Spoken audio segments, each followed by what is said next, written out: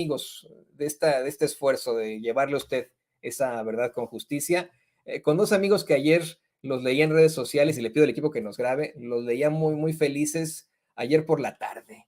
Empezaron a circular mensajes, tweets y etcétera, luego de que el presidente López Obrador se las dejara caer, la verdad, a eso me refiero, le dejara caer la verdad en 18 minutos con 9 segundos. Saludo con muchísimo gusto a la queridísima Renata Turrent y al queridísimo Enrique Legorreta. Amigos, ¿cómo les va? Bienvenidos a Sin Censura. Hola, queridos compañeros, qué gusto estar contigo, Toño, Enrique, y por supuesto con todo nuestro auditorio y haber escuchado antes al gran Fisgón, por supuesto. Enrique también. Saludos a todos, Renata, a Toñito. Sí, es aquí escuchando al gran maestro que siempre nos da cátedra y guía de lo que sucede en nuestro país y sobre todo con estos golpes desesperados de la oposición, Toñito. No, y es que yo sí lo digo, ¿no? Obviamente va a ser ideólogo de este movimiento hacia el progreso, el Fisgón, y ustedes también, ¿no? Esa es la tirada. Y la gente que nos ve y que nos escuche, eso es lo más importante. Aquí, lo digo con mucho respeto para ustedes y para el Fisgón, para Vicente. Por supuesto que son extremadamente valiosas sus participaciones, pero de lo que estoy más orgulloso, queridos compañeros, es de la participación de la gente, de este gran despertar, de esos mensajes que nos mandan, de las críticas que nos hacen y de cómo es que me atrevería incluso a hablar de una primavera mexicana que no permitió que en su momento, pues esa ultraderecha, esas esferas del poder impusieron una narrativa terrible sobre la salud o la vida del presidente López Obrador en medio de la gran especulación que tuvieron. No sé qué opinas de esto tú, querida Renata.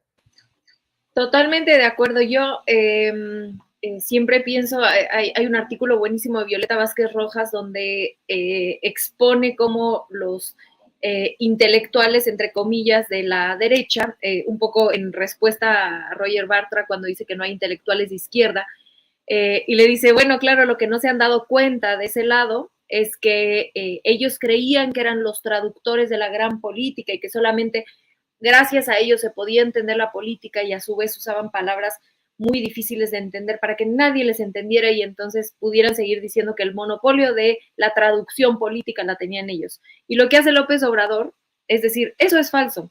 Y López Obrador lo muestra, ¿no? No es que él lo haya hecho. López Obrador muestra que eso es falso, que el pueblo mexicano ha estado politizado desde hace muchísimos años. Lo que pasa es que la gente de a pie no tenía espacio para poder dar sus opiniones políticas que son infinitamente más profundas que las opiniones de los Alasrakis, de los Riva Palacios, etcétera. Entonces yo, como ustedes bien saben, y estoy segura que mi querido Quique, lo mismo, mi querido Toño, Vicente, siempre, leemos a los compañeros y a las compañeras en el chat y contestamos en lo posible, porque tienen una capacidad de análisis político de otro nivel, de otro nivel. Ya quisiera la derecha tener a cualquiera de nuestros compañeros del chat analizando la realidad política de este país. Entonces yo empiezo agradeciéndoles a todos, aquí los leemos, Rafael, Andrés, Elizabeth, Alfonso, a todos siempre los leemos con muchísimo interés y nosotros simplemente, como tú bien dices, somos comunicadores de el grandísimo análisis político que hace la gente en las calles. No, y hasta moderadores, en todo caso, verdaderos moderadores, no al estilo Ana Paula Ordorica, no me malentiendas. No, ni lo manden. No nos ofendan. No, verdaderos moderadores, compañeros. Le pido al equipo que nos grabe para también escuchar tu opinión, querido Quique. Yo coincido totalmente con Renata en este sentido de que hoy tenemos un despertar ciudadano y que en redes se demuestra, ¿no? Yo ayer revisaba algunas cuentas, algunos comentarios y la gente está tan metida en el tema de la política, sobre todo en específico, pues en todos los comentarios de la oposición, que tienen la capacidad de analizar ya a tal medida que algo tan simple como guardar un tuit de la oposición o de estos personajes que en estos 4 días que se dedicaron a atacar y a lanzar mentiras, les demostraban que todo lo que publicaron era con odio, con el hígado, y al de sacar este video el presidente el día de ayer, mostró que todos estos personajes lo único que quieren es tener la carnicería en contra de la Cuarta Transformación. Evidentemente, la voz del pueblo, como bien lo decimos en este espacio, libre como el viento, diría el buen Vicente, nos deja muy, muy, muy marcados. La verdad no es real. Y estos personajes, la oposición, no entienden y ya no entendieron más bien, porque ya estamos cerrando el sexenio del presidente, nos falta año y medio, pero no lograron entender o comprender lo que la gente es la que alzó la voz en 2018 y pidió el cambio y pidió una transformación de raíz. El presidente ya sentó las bases, aunque no les guste, y por eso vemos reacciones de la gente en apoyo y respaldando al presidente. Publicaban el lunes, el martes, los medios corporativos encuestas, creo que fue Ciro, el amigo de Sin Censura, quien publicó o dio a conocer una encuesta que decía que los mexicanos creían en los síntomas del presidente, en que el presidente tenía COVID y que sí estaba enfermo de COVID, y no se dejaron llevar por todo este bombardeo de mensajes de los medios corporativos, de sus opinadores, de sus llamados líderes de opinión, y que realmente no funcionaron esas mentiras. ¿Por qué? Porque la gente despertó, y eso es una de las tantas contribuciones que ha dejado esta administración, este gobierno, estos mensajes que da el presidente López Obrador, que bueno, ya con lo del que es el sexto streamer más importante de Hispanoamérica, pues dejan claro que las mañaneras son un eje de comunicación importante y que permite informar a la ciudadanía y que se genere su propio conocimiento de lo que está ocurriendo en el país, y no se dejan ya guiar por todos estos personajes, Toño. Y ¿saben qué? Le voy a pedir al equipo que nos grabe con esto. Esta es la parte positiva, lo que estamos comentando con ustedes, contigo, Renata, con Quique, Legorreta, con el mismo pues, público consentidor de Sin Censura. Pero hay varias vertientes a este tema. Hace rato platicábamos con Paco Cruz cómo es que la narrativa se establece con tal de plantear a un líder débil, con tal de buscar también un golpe de Estado, ¿no? Es decir, ese tan anhelado golpe de Estado que quieren los fachos en México. Hace unos momentos con Rafael Barajas, el Fisgón, pues planteamos cómo es que existe esa dominancia en los medios de comunicación. Esta fue una forma de exhibir, de mostrar el músculo de los medios de comunicación hacia el pueblo de México, decir, pues sean que ustedes nos siguen haciendo caso, nosotros nos seguimos burlando de ustedes, les estamos compartiendo especulaciones, mentiras, con noticias carroñeras, y ustedes sigan aquí con nosotros. ¿Cómo contrarrestar, además de tener las redes sociales, a esta terrible estrategia que tienen, si muchos sitios en México siguen sin internet, si estos canales siguen detentando desafortunadamente todo su poderío entre las masas? Te escucho, querida Renata Turrent. Qué grandísima pregunta, mi querido Toño. Yo creo que hay tres cosas que a mí me gustaría decir en este tema. La primera es que no tengo duda alguna de que el presidente López Obrador, como todo lo hace, es un gran jugador de ajedrez y planea no solamente lo que va a pasar ahorita, sino ya está pensando hacia adelante, en ocasiones años adelante.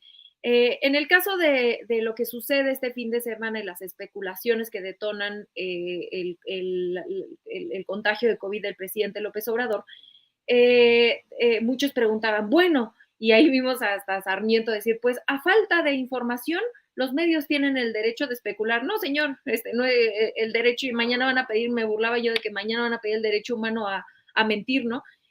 No, señor. En primer lugar, información hubo. Se informó la verdad desde el domingo que tenía COVID.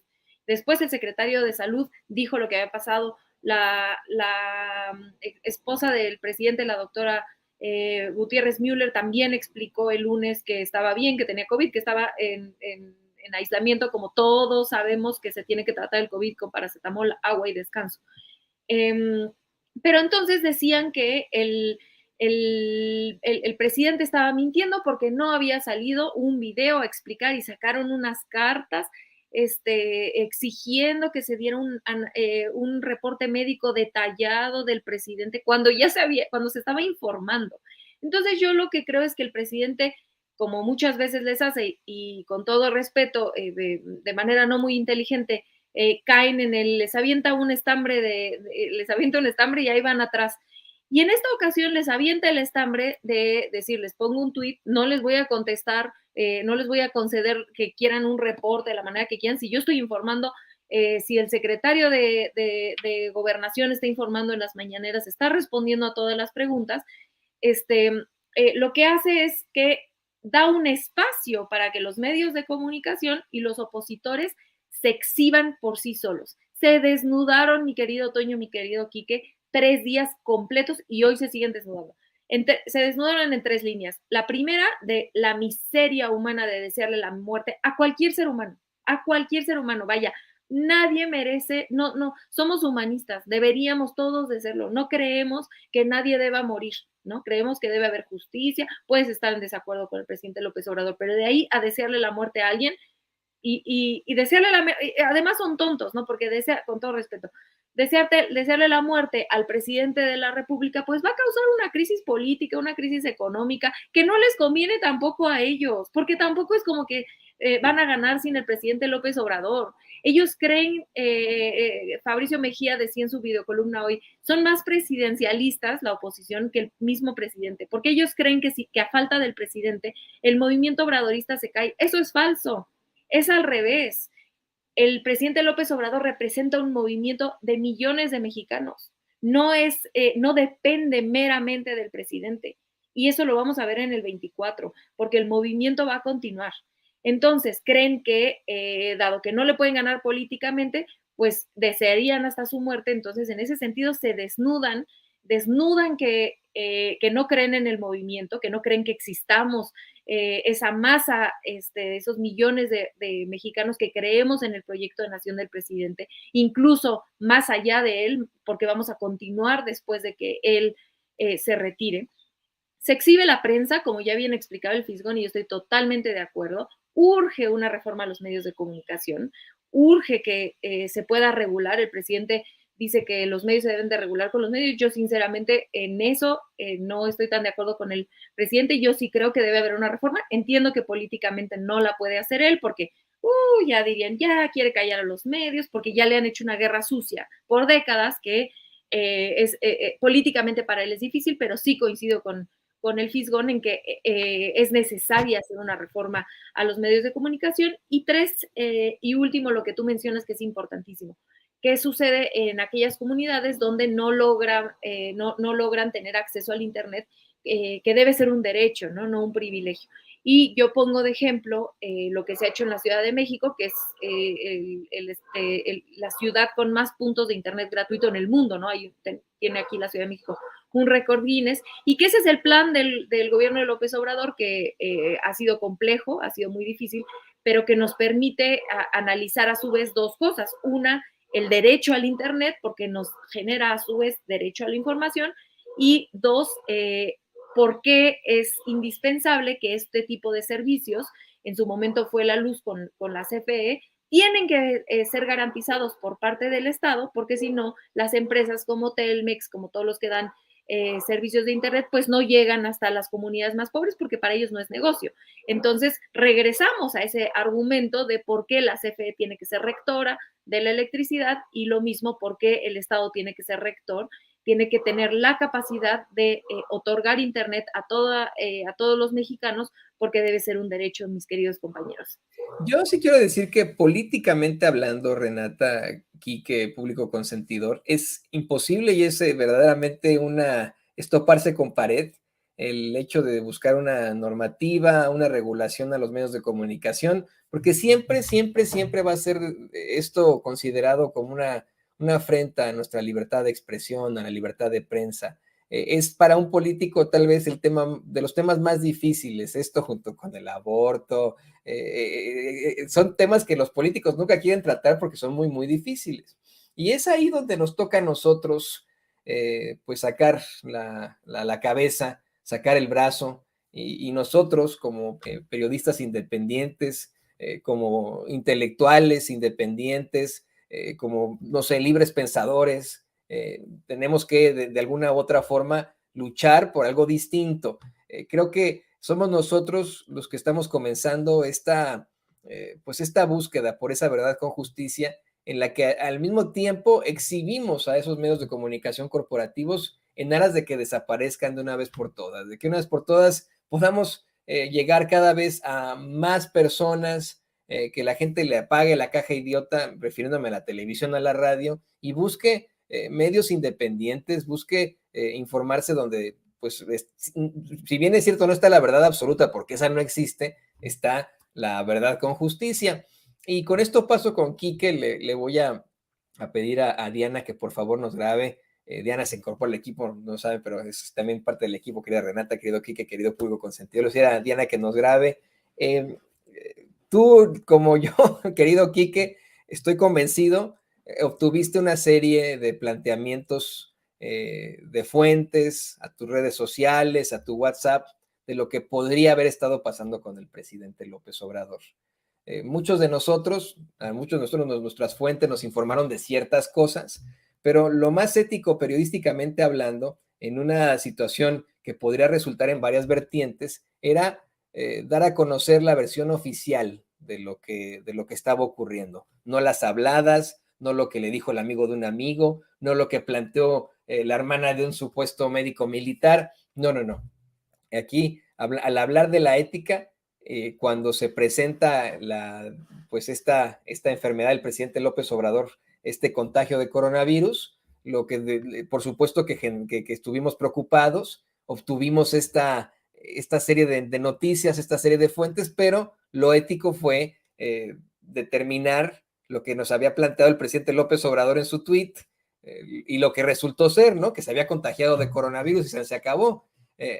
Ahí está, en ese tuit, ¿no? Eso era lo que tendríamos que haber hecho desde el principio, pero no lo hicieron los demás, los que detentan los micrófonos en los medios de comunicación corporativos, los que constantemente, Quique, Renata, público consentidor, nos están discriminando, nos atacan, nos dicen paleros del presidente, nos dicen pseudoperiodistas, nos dicen charlatanes, improvisados.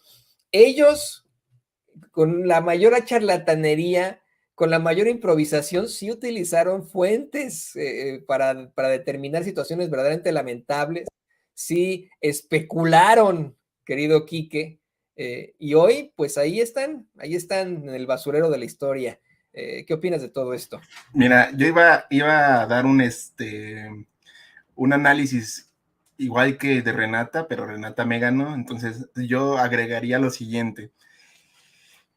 Muchas veces, no sé si se recuerdan, por mucho tiempo estos personajes, estos llamados pseudolíderes de opinión, utilizaban la frase con el presidente López Obrador de el rey va desnudo, ¿no? Siempre decían, no, déjenlo, el rey va desnudo. Bueno, aquí en este caso yo la transformaría y la llevaría de la siguiente manera: los medios van desnudos, y como bien lo dijo ya Renata, lo dices tú, estos personajes de verdad se quitaron las máscaras a un nivel impresionante, ¿no? O sea, el odio, la necesidad de querer ganarla de 8, como decimos en los medios, fue a tal grado que se tuvieron que inventar las fuentes de Palacio, ¿no? Todos son las fuentes de Palacio.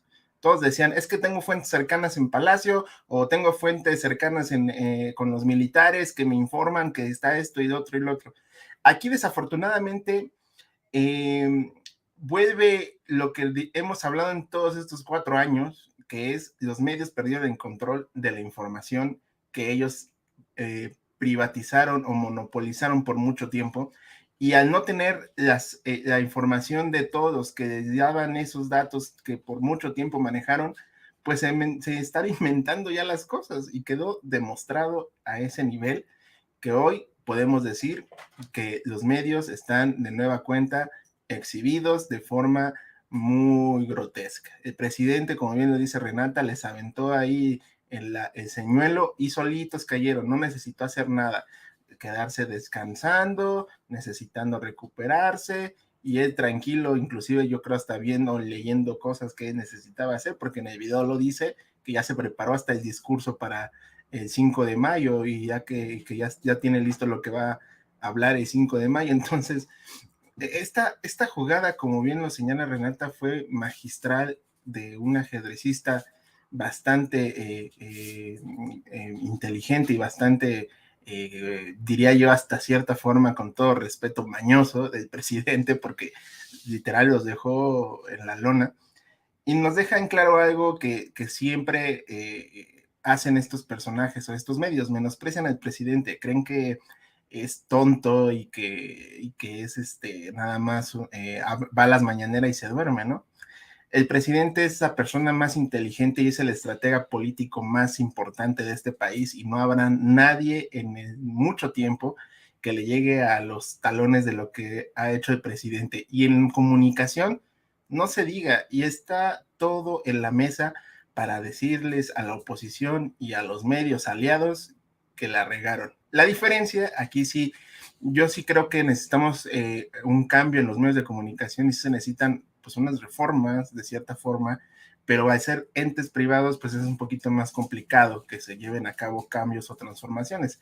Sí coincido que debe de haber los medios se regulen con los medios, pero desafortunadamente muchos compañeros prefieren mejor no irse con la contraria a sus líneas editoriales en donde colaboran, porque evidentemente pues tienen detrás de ellos pues personas con responsabilidad. Entonces yo creo que va a tardar, yo sí veo que sí creo que se necesita un cambio, una transformación, pero la veo muy complicada que se lleve a cabo internamente. Sí, también creo que debe de ser conforme a leyes, sin llegar a tocar a la censura, pero tendríamos que hacer mucho análisis entre todos los compañeros, tanto los medios independientes y los corporativos, desafortunadamente, para lograr este tipo de transformación. Sin embargo, yo creo también que los medios de comunicación como tal están de nueva cuenta en la tablita, y quedó demostrado que una vez más no tienen el control de la agenda política, y eso es lo que más les dolió en estos 3 días, porque evidentemente se quedaron sin dar la exclusiva, sin dar la realidad de las cosas a su manera, y el presidente en 18 minutos los terminó por exhibir, mi querido Toño, Renata. Y queridos compañeros, voy a cambiar de tema radicalmente y le voy a pedir al equipo que nos grabe, porque hace unos momentos el abogado de Emilio Lozoya Austin hizo declaraciones extremadamente fuertes que me gustaría comentar con ustedes. Esta es noticia de último momento, que le vamos a presentar únicamente en el audio por cuestiones de copyright, pero hace unos momentos el abogado de Emilio Lozoya Austin aseguró que hay condiciones para extraditar a Enrique Peña Nieto de España a México. Como ustedes recordarán, en las últimas horas se han presentado una serie de situaciones relacionadas con Emilio Lozoya Austin y con el mismo Enrique Peña Nieto. De acuerdo a un reportero del periódico El País, Enrique Peña Nieto aceptó que usó aviones de Collado, el abogado de los puercos poderosos, para trasladar a su hija a hospitales en los Estados Unidos. Así lo dio a conocer Joaquín Gil, periodista del diario El País. Esto mientras continúa precisamente el proceso de quien fuera su director de Pemex, quien fuera también el enlace internacional de campaña, Emilio Lozoya Austin. Y le digo, hace unos momentos, no sé si ya las tenga por ahí las declaraciones de David, hace unos momentos hace estas declaraciones. También en este caso hay suficientes condiciones para que el expresidente de México, Enrique Peña Nieto, sea extraditado desde España y vuele, digamos, directamente desde el campo de golf hasta el AIFA, y del AIFA directamente a este centro de justicia para que responda en torno a las acusaciones formuladas por Emilio Lozoya Austin en la denuncia que es pública y que creemos que es sólida, tal y como ya lo confirmó el señor presidente de México, en el sentido de que está probado que senadores, diputados y distintos actores recibieron sobornos en efectivo para la aprobación de la reforma energética. Bueno, le voy a pedir al equipo que nos grabe para escucharte, Renata, ya en nuestros argumentos finales, nuestras conclusiones. A Emilio Lozoya Austin en un momento lo vieron como un gran elemento de la derecha mexicana, del Partido Revolucionario Institucional, lo veían siempre con mucho cariño. Comenzó a soltar la sopa y lo consideraron una rata, lo empezaron a atacar, esos que se decían ser sus amigos, el mismo Enrique Peña Nieto y Luis Videgaray, comenzaron a rechazarlo. Hoy pues vaya que está soltando la sopa, y su abogado dice que hay elementos suficientes para asegurar que no solamente van a poder trasladar, extraditar a Enrique Peña Nieto desde España a México, sino que podría enfrentar las consecuencias. ¿Qué opinas de esto? Voy a tratar de ser lo más breve posible porque creo que nos detona un montón de temas, ¿no? El primero es que creo que a pesar de que con todo respeto para la Fiscalía General de Justicia, en mi humilde opinión nos ha dejado mucho que desear, creo que no ha estado a la altura de la Cuarta Transformación, sin embargo, sí ha habido algunos avances, ¿no? Digo, lo de Lozoya, más o menos, por ahí se ha intentado hacer algunas cosas y creo que esto podría un poco limpiar las fallas o la lentitud que ha tenido. Entonces, esperemos, aunque yo siempre las cosas con la Fiscalía, pues las tomo con un poco de mesura porque, como ya dije, creo que no ha estado a la altura. Lo segundo es que es interesante, creo yo, hablar de dos temas en el caso de Peña Nieto en específico. Uno, el que ya bien mencionas que reporta El País, de los aviones, y el segundo que también menciona sobre los sobornos de la reforma eléctrica de Peña Nieto. En este sentido, creo que nos lleva a hablar de dos cosas importantísimas, ¿no? Esa corrupción, ese derroche, esa desconexión total de tener un gobierno que vive como oligarcas y como reyes y teniendo un país empobrecido y en una guerra que claramente no supo controlar Peña Nieto. Y por otro lado, la manera en la que operaba el Estado mexicano, casi en la totalidad en su conjunto, a favor de los empresarios, ¿no? En el caso de la reforma energética de Peña Nieto, que básicamente le vendieron los recursos naturales de nuestro país a unos cuantos empresarios, en especial extranjeros. Esto tendría que ser por lo menos de interés público para la Suprema Corte, porque la única forma en la que la Suprema Corte puede echar abajo una reforma constitucional, pues es si en el proceso de la aprobación hubo cuestiones irregulares.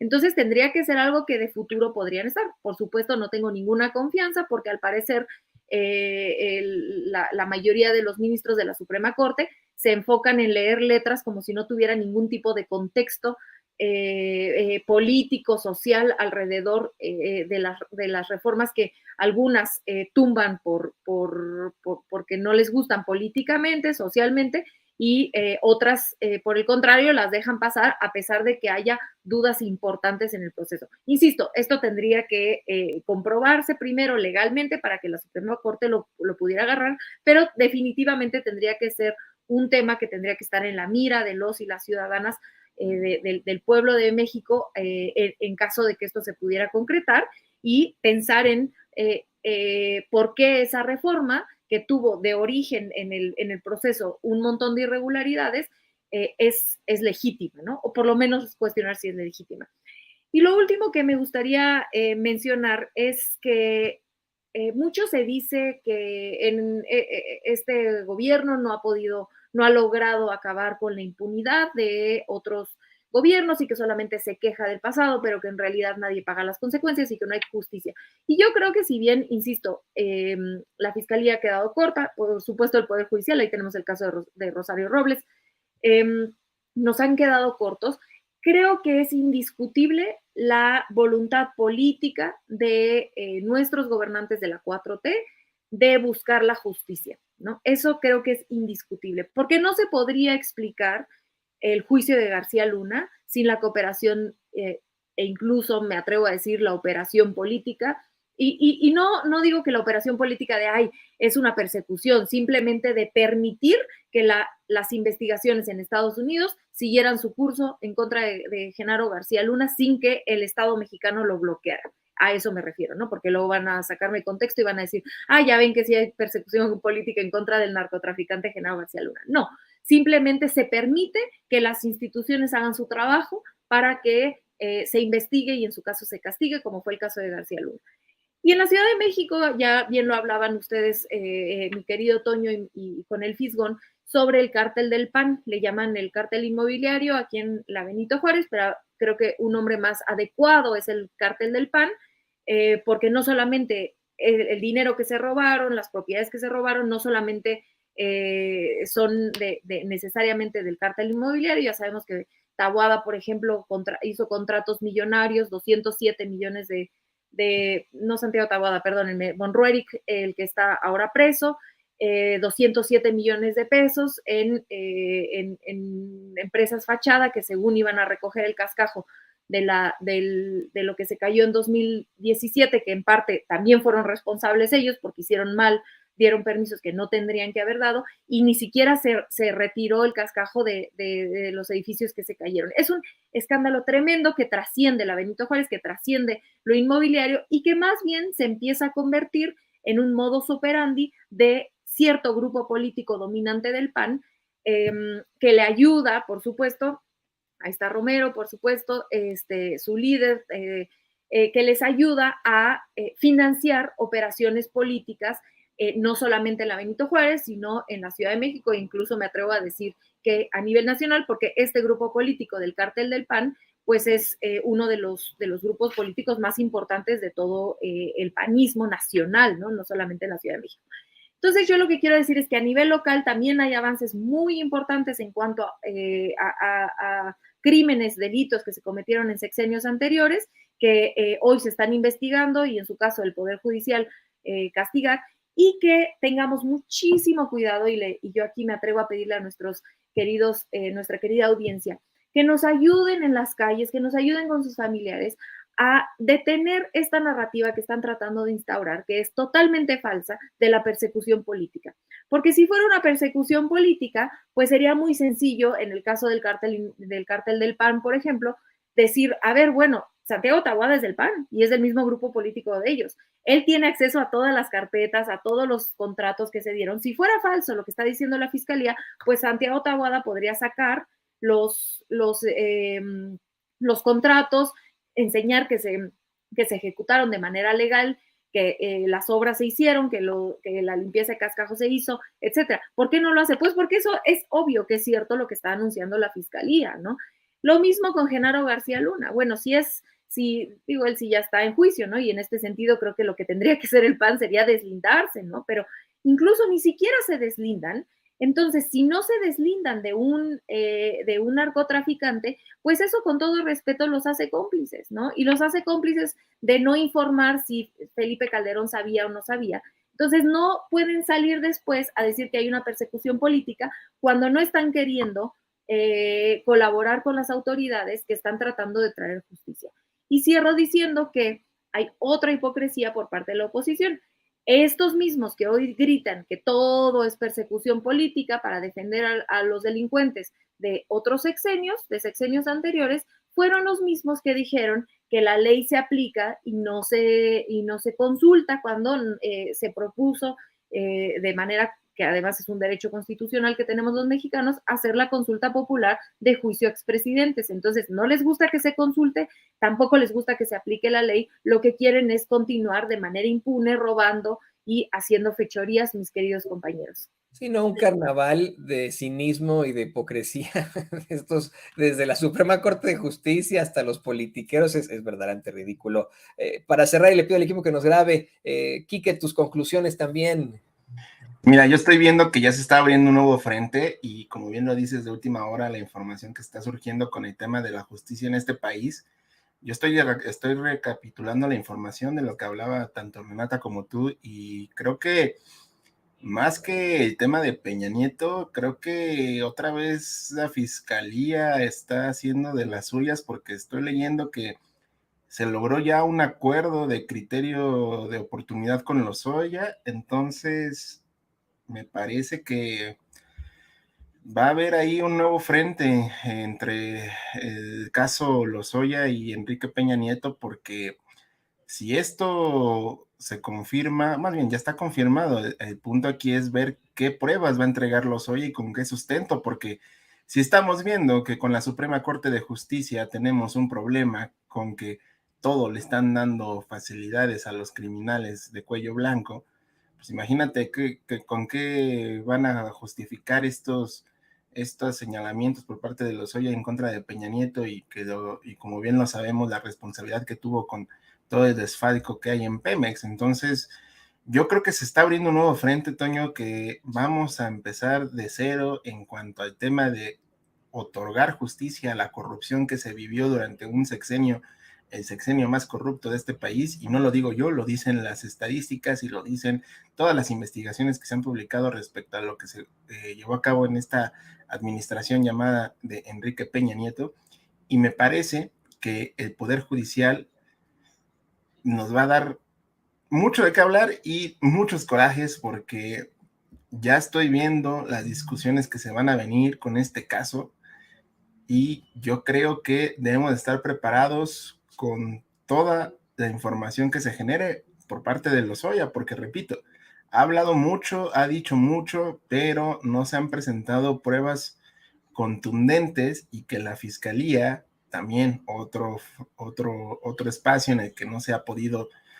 avanzar en cuanto a esta entrega de justicia para la nación, pues hay que estar muy, muy al pendientes de todo lo que va a dar a conocer Lozoya, porque igual en una de esas sí tiene las pruebas necesarias y Enrique Peña Nieto va a estar tras las rejas junto con sus más cercanos colaboradores. Así que yo creo que el Poder Judicial va a estar de nuevo en el centro de la discusión, en el foco, y desafortunadamente hemos tenido pruebas de que están actuando bajo cierto sesgo. Entonces, tenemos que irnos preparando con la información que surja, y yo creo que o hay de dos sopas: es probable que veamos a Enrique Peña Nieto de regreso en el país, o que siga ya disfrutando de sus vacaciones con todos los gastos pagados, como ya se ha difundido en los medios internacionales y con estas investigaciones en su contra, porque sí, hay muy fuertes declaraciones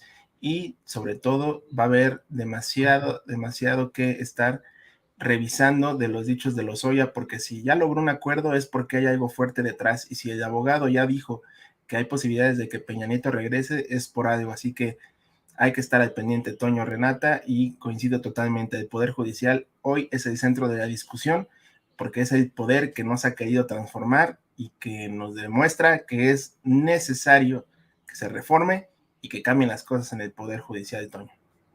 Pues querido Quique, querida Renata, les agradezco esta intervención tan interesante, tan enriquecedora. Estábamos contigo, Quique, por favor compártenos tus redes sociales, y déjame decirte que me gusta mucho tu gorra del Yoshi. Muchas gracias, Toño, Renata, como siempre un placer estar aquí con ustedes, y como siempre haciendo la invitación a toda la gran familia de Sin Censura que nos siga a través de nuestras redes sociales, @Regeneración MX, Twitter, Facebook, Instagram, Telegram. Ahí nos pueden seguir, comentar y bueno, darle, compartir a toda la información que estamos llevándoles a todos ustedes, a esta gran audiencia, y en nuestro canal de YouTube @Regeneración MX, para que también se suscriban y sigamos creciendo esta gran comunidad. Mis redes sociales, @EnriqueLego2 en Twitter, y soy Enrique Lego en Facebook, para que también me sigan y compartamos todo lo que tiene que ver con esta discusión y este diálogo abierto en las redes sociales. Mi querido Toño, como siempre, un gusto. Renata, también un gusto estar aquí contigo en esta mesa de discusión. Ahí lo tiene usted, el coordinador editorial de Regeneración MX, Enrique Legorreta. Querida Renata, por favor, también compártenos tus redes sociales. No, pues el gusto es mío, mi querido Quique, mi querido Toño. Es un placer grandísimo estar con ustedes, por supuesto con nuestra queridísima audiencia. David, Álamo, muchas gracias. Acá los leo a todos, ahorita les contesto: Fernando, Carlos, Alma, Bruno, Ignacio, a todos, muchísimas gracias. Libero, no sé si lo estoy pronunciando bien, muchísimas gracias. Y a mí me encuentran en @rturrenta, acá está en la pleca, en Instagram y en Twitter, y en este hermoso espacio todos los jueves. Muchísimas gracias. Gracias a ti, Renata. Y tiene usted a la asesora en políticas públicas del UNAM, la queridísima Renata Turén. En efecto, los leemos a todos, como la querida Alma Cueva, que sugiere la participación del doctor Lamoglia aquí, a quien yo admiro desde niño, ¿no? Escuchaba su programa de radio cuando era un chiquilino, pero bueno, pues por supuesto que lo vamos a buscar por ahí. Y muchas gracias, compañeros. Nos vemos a la próxima. Le pido al equipo que por favor nos grabe para ahora.